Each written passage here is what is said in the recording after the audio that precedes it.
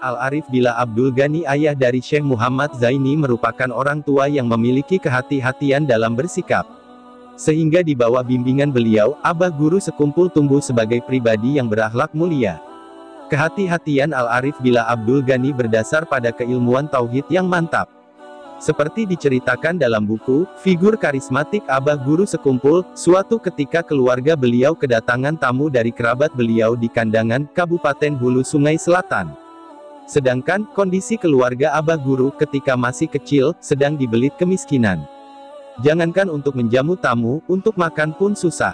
Namun Abah Guru merasa tidak nyaman, jika tamu yang datang tidak dijamu, meski hanya dengan segelas kopi. Karena itu, beliau kemudian meminjam kopi kepada tetangga sekitar rumah, untuk menjamu tamu tersebut. Tak lama kemudian, tamu pun pulang. Sementara sang ayah datang ke rumah sehabis bekerja. Beliau terkejut melihat ada gelas kopi di dalam rumah. Hal yang tak biasa bagi keluarganya. Beliau pun menanyakan perihal keberadaan gelas kopi tersebut, siapa bertamu dan dapat dari mana kopi itu.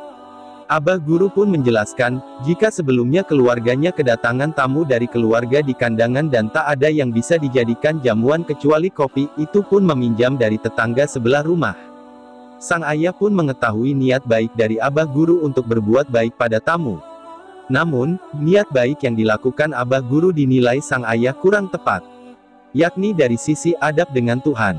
Sang ayah pun kemudian dengan bijak menasehati, bukannya aku mengharamakan berhutang. Tapi dalam berhutang itu ada dua kesalahan. Pertama, menganggap Tuhan kada cukup memberi rizki, kedua seakan dia pasti berumur panjang. Bukannya aku mengharamkan berhutang, tapi dalam berhutang itu ada dua kesalahan. Pertama, menganggap Tuhan tidak cukup memberi rezeki, kedua seakan-akan pelakunya pasti berumur panjang. Mendengar nasihat dari sang ayah yang begitu, dalam Abah Guru pun mengakui kesalahan dan meminta maaf pada sang ayah. Syekh Muhammad Zaini bin Abdul Ghani Al-Banjari atau Abah Guru Sekumpul dididik dengan aturan ketat oleh sang ayah Al-Arif Billah Abdul Ghani. Di mana Abah Guru dan sedang melakukan apa, dipantau dengan baik oleh sang ayah. Ketika masih kanak-kanak, Abah Guru layaknya anak biasa, yang asyik berteman dan bermain. Namun, di bawah bimbingan sang ayah, Abah Guru memiliki batasan-batasan yang tak bisa dilanggar. Suatu ketika diceritakan dalam buku, Figur Karismatik Abah Guru Sekumpul, Abah Guru diajak seorang teman berjalan-jalan ke Pasar Martapura, yang tak begitu jauh dari kediaman beliau di Desa Keraton Martapura. Setelah sampai di Pasar Martapura, Abah Guru dibujuk sang teman untuk masuk ke bioskop. Namun, bujukan itu ditolak. Sang teman kembali membujuk dan kembali ditolak oleh Abah Guru. Hingga orang itu memaksa beliau masuk. Akhirnya, Abah Guru pun terpaksa masuk ke dalam bioskop. Namun ternyata, entah ada kaitannya dengan keberadaan Abah Guru, listrik di bioskop itu padam seketika, sehingga Abah Guru tak sempat melihat film apa yang diputar. Kendati tak sempat melihat pemutaran film di bioskop, kabar itu sampai ke telinga sang ayah. Ketika Abah Guru sampai di rumah, beliau diikat di tiang rumah. Sementara dupa dinyalakan di dekat wajah beliau, sehingga Abah Guru merasakan panas. Saat Abah Guru dihukum oleh sang ayah akibat masuk bioskop itu, alam menjadi ganjil. Angin berhembus sangat kencang. Nenek beliau, Salbiyah, yang diketahui memiliki pengetahuan yang berbeda, majejuk, memandang ada kaitan ganjilnya cuaca dengan dihukumnya Abah Guru. Beliau pun kemudian meminta hukuman itu disudahi saja pada anaknya, Al-Arif Billah Abdul Ghani. Dan benar, saat sang ayah menghentikan hukuman itu atas permintaan ibunya, cuaca menjadi normal. Angin yang semula berhembus sangat kencang, tiba-tiba menjadi tenang. Selain di bawah bimbingan sang ayah, orang yang turut memperhatikan Abah Guru adalah Ibu Hajah Masliyah, Nenek Salbiyah, dan sang paman, Syekh Seman Mulia atau Tuan Guru Haji Seman Mulia. Syekh Muhammad Zaini bin Abdul Ghani atau Abah Guru Sekumpul memang mengalami masa-masa sulit di masa kecilnya. Tidak hanya terpaan kemiskinan, beliau juga menjadi objek kekerasan orang-orang yang dengki. Kemiskinan yang membelit keluarga Abah Guru kala itu tak membuat beliau patah arang dalam menimba ilmu. Keinginan beliau yang kuat mencari ilmu dibuktikan dengan lulusnya beliau di Pondok Pesantren Darussalam Martapura dengan kondisi perekonomian yang memprihatinkan. Istirahat bulik ke rumah minum banyu putih aja, bulik pulang ke sekolahan. Handak kaya urang, cuma duit kadada. Waktu istirahat sekolah, beliau pulang ke rumah minum air putih saja. Kembali lagi ke sekolah. Sebenarnya juga ingin seperti orang duduk di warung makan, cuma tidak punya uang, ujar Abah Guru ketika mengenang masa kecil beliau, di Majelis Ar-Raudah Sekumpul. Abah Guru lulus di Pondok Pesantren Darussalam dengan nilai tertinggi. Dalam ijazah disebutkan, nilai yang beliau peroleh, Jayyid Mumtaz dengan nilai rata-rata 10. Abah Guru, menurut Kiai Haji M. Ansyari El Karim penulis buku Figur Karismatik Abah Guru Sekumpul di masa kanak-kanak sudah terlihat kecerdasan dan tekad menuntut ilmu yang kuat. Di samping itu, beliau juga dibantu oleh Allah Subhanahu wa Ta'ala melewati masa-masa sulit di setiap kehidupannya. Abah Guru, tulis Kiai Haji M. Ansyari dalam bukunya, pernah menceritakan keganjilan yang dialami beliau menjelang ulangan. Beliau mengaku selalu diberi mimpi tentang soal-soal yang akan diujikan esok hari. Uniknya, mimpi itu juga membeberkan semua jawabannya.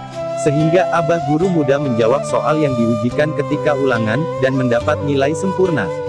Rupanya, nilai ulangan yang diperoleh Abah Guru itu memicu kedengkian sebagian teman. Sehingga beliau dikira main mata dengan wali kelas karena selalu mudah menjawab soal-soal dan mendapat nilai tertinggi. Sebagian teman yang di dalam hatinya bersarang kedengkian pada Abah Guru mulai memusuhi beliau. Bahkan, mereka pernah mengeroyok beliau hanya karena kesalahpahaman tersebut. Abah Guru tidak melawan kekerasan yang dialami beliau dengan balasan serupa. Bahkan beliau memaklumi kesalahpahaman teman-temannya itu dan memaafkan kesalahan mereka, sebelum mereka meminta maaf. Syekh Muhammad Zaini bin Abdul Ghani Al-Banjari atau Abah Guru Sekumpul dikenal sebagai anak yang jenius ketika nyantri di pesantren Darussalam Martapura. Namun, diceritakan beliau pernah tidak naik kelas. Kabar itu dituturkan sendiri oleh Abah Guru ketika mengenang masa-masa sekolah di Majelis Ar-Raudah Sekumpul. Pada waktu itu, Abah Guru seharusnya naik kelas karena selalu mendapat nilai tertinggi, Jayyid Jidan, dan wali kelas Tuan Guru Haji Salman Yusuf pun bermaksud untuk menaikkan Abah Guru ke kelas lanjutan. Namun, penolakan datang dari Syekh Seman Mulia, guru senior di Darussalam, yang tak lain adalah paman beliau sendiri. Guru Seman sebutan Syekh Seman Mulia menanyakan perihal pelajaran agama kepada Abah Guru. Semua pertanyaan itu bisa dijawab dengan baik. Guru Seman mencari cara agar memiliki alasan untuk tidak menaikkan Abah Guru. Hingga beliau bertanya dengan sebuah pertanyaan yang tak mungkin bisa dijawab Abah Guru pada waktu itu, berapa bulu ketiak ikam kamu? Abah Guru pun terdiam mendengar pertanyaan itu. Kalau kada tahu, berarti belum alim pintar lagi, jangan salahkan akulah, ujar Guru Seman.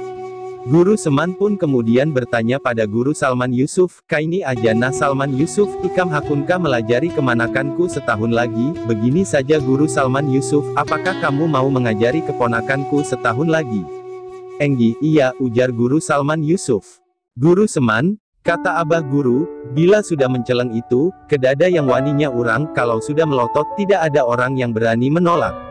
Alasan Guru Seman tidak ingin menaikkan Abah Guru ke kelas berikutnya diantaranya, pertama, karena yang mengajar adalah ulama jempolan, yakni Guru Salman Yusuf.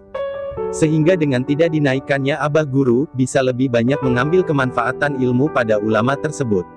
Kedua, Guru Seman berkeinginan agar Abah Guru tidak sombong dengan kepandaian yang beliau miliki. Karena Abah Guru selalu unggul dari sisi nilai dengan teman sekelasnya. Setelah keputusan itu dilaksanakan, Guru Seman terpikir betapa sakit hatinya sang keponakan, karena terpisah dengan teman-teman sebayanya. Sejak saat itu, kata Abah Guru, Guru Seman selalu mendoakan beliau. Aku dibukakan hijab melihat apa yang tidak bisa dilihat orang awam, berkat doa Guru Seman, ujar Abah Guru.